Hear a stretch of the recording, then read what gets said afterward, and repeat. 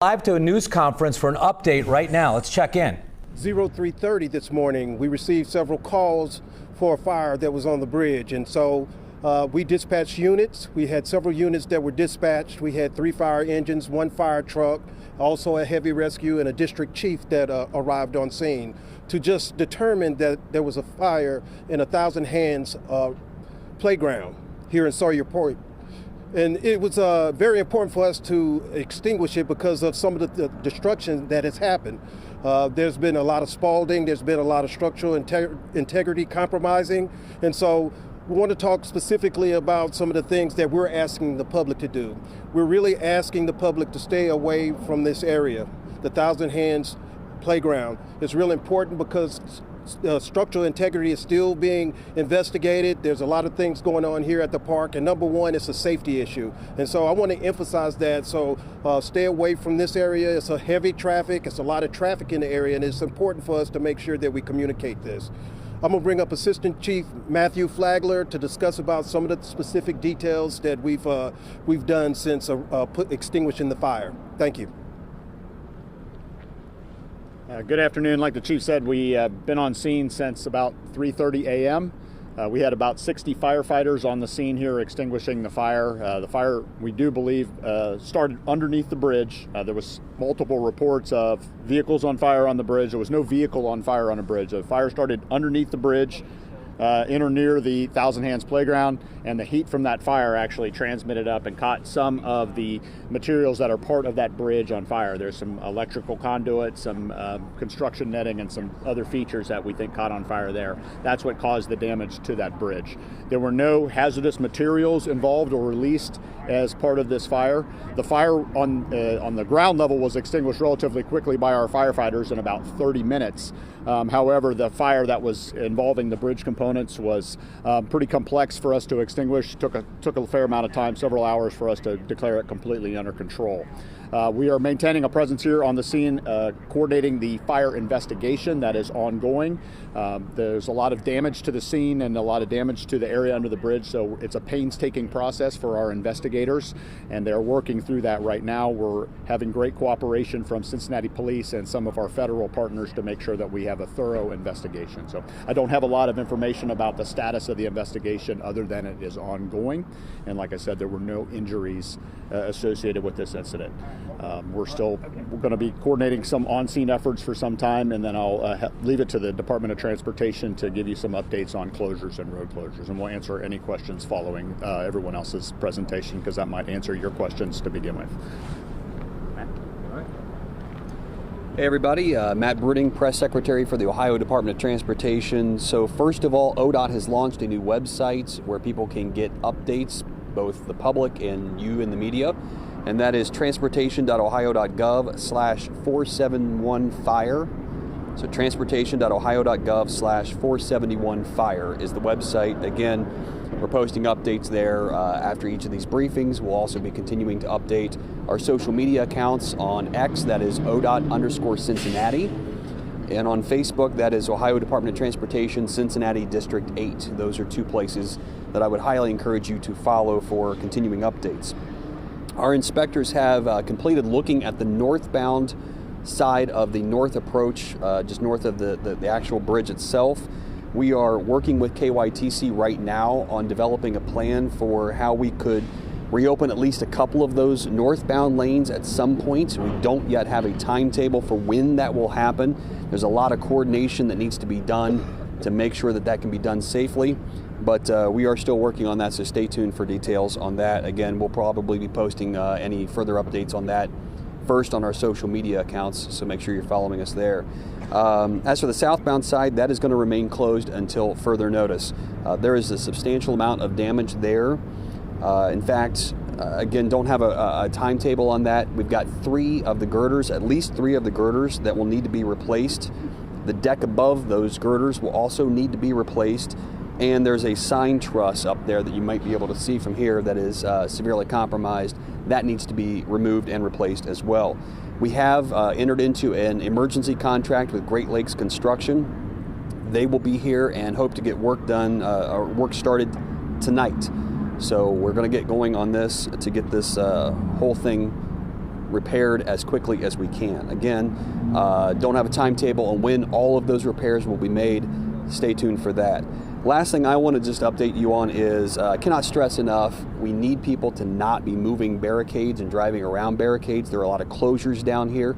Those closures are in place for a reason, and it's your safety. So we just cannot stress enough, please do not move and drive around those barricades and anywhere down here. As for detour information, I'm going to bring my colleague Kathleen Fuller, our District 8 Public Information Officer, up to go over that. Kathleen. Thank you, Matt. Yes, Kathleen Fuller with the Ohio Department of Transportation, District 8. And of course, as he has already said, I-471 southbound is closed until further notice, and our detour will be I-71 and I-75 south.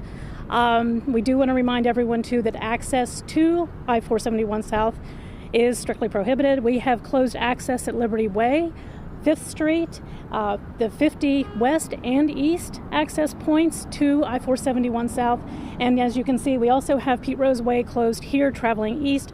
And if you are on Riverside Drive traveling west into the city, that is closed on the other side of the approach span as well. Obviously, with Pete Rose Way, there's traffic here in downtown that can use Eggleston.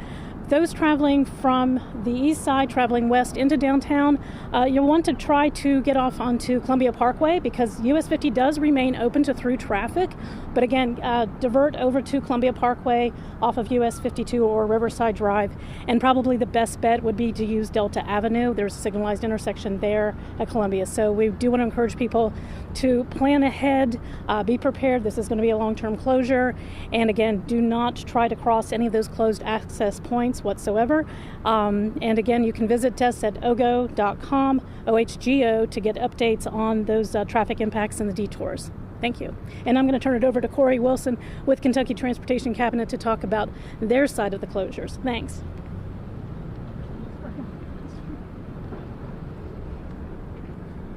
Hi, I'm Corey Wilson with the Kentucky Transportation Cabinet. Kentucky has continued to be on site all day throughout this entire process, assisting with ODOT's inspection efforts in the area that's been immediately impacted, but also to take a look at some other areas on the bridge just to verify and make sure and to have a comfort level that everything is safe and sound, even outside of the area that's been immediately impacted. So we've been doing that today. We've also been working with ODOT. As you've heard, we're talking about potential traffic changes coming on the northbound side. Currently, I-471 is closed from 275 to the river in Kentucky. And we're working, like I said, with ODOT to develop the traffic plan for those changes. And we'll certainly keep everyone updated through our social media and press releases as that changes. So keep an eye on that. But in the meantime, just continue to check your GPS, continue to look for updates on social media so that you know the best way to get where you're going and plan ahead to get where you need to be. Thank you. And I'm going to turn it over to Jason Barron with the Parks Department. Thanks, man. Good evening. My message is pretty simple, and it echoes what a lot of people have said already. We need folks to stay away from the park right now. This is for park safety. The number one thing when people come to parks to have fun, not to have safety issues, right? And so right now, we've got a bridge that we've got a lot of really smart people that are looking at making sure that's safe and making sure that anybody who comes down to the park is safe, and we want to listen to those folks. So we've set up a lot of barriers, as you heard from other people.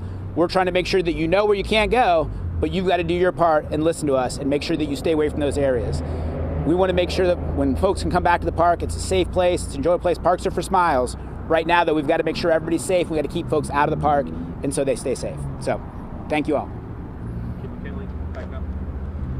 And the Chief can take any questions. Matt and Corey, you said you had the emergency contract in place. Do you have like a ballpark amount that you set it for? Corey, any timeline on when northbound might be open? We don't have, I don't have a firm figure yet for you, but the goal here is to get this reopened as quickly and safely as possible. That's what we're going to do with this emergency contract. So, Assistant Chief Flagler, you said there are heavy electrical back there. You didn't say that was the cause, right? There's like electrical lines and lights and everything. Anything else back there? There's electric that supplies the park.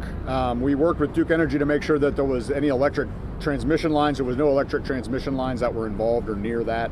Any power that was nearby has been secured. We do not have that as any part of the cause of the fire yet. It's still under investigation. Down or anything like that? No, not that I'm aware of.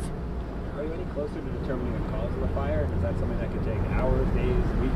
It's like I said, it's a painstaking process. I leave it to the investigators. We brought in some other resources to help us just get a better picture of the scene and understand maybe what happened. And we're going to work our hardest to get a good answer as quick as we can. But we got to be thorough and it takes a while.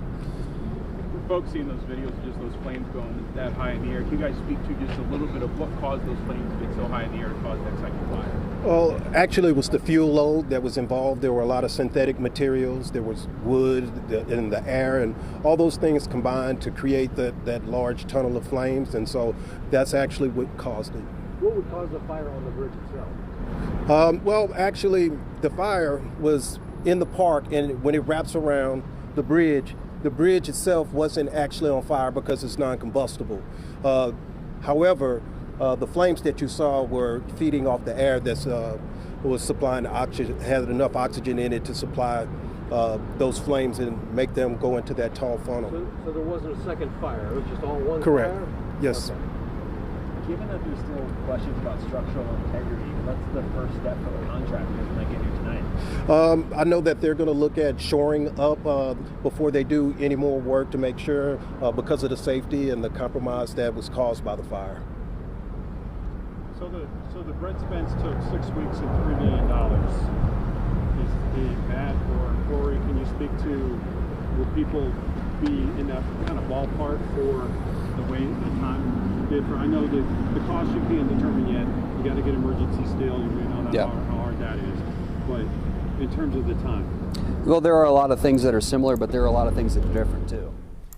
All right, so you've been listening to an update on the big fire at the Big Mac Bridge, 471 South taking the brunt of the damage. 3 girders have to be replaced. The deck above the girders have to be replaced. Already hired a company, the Great Lakes Construction Company, to begin work starting tonight. And of course, the big question I know so many of you are asking, well, how long is it going to be closed? Earlier today, they were hinting that the northbound lanes might open sooner. Right now, all they're saying is this is a long-term closure. Much more with team coverage after the break.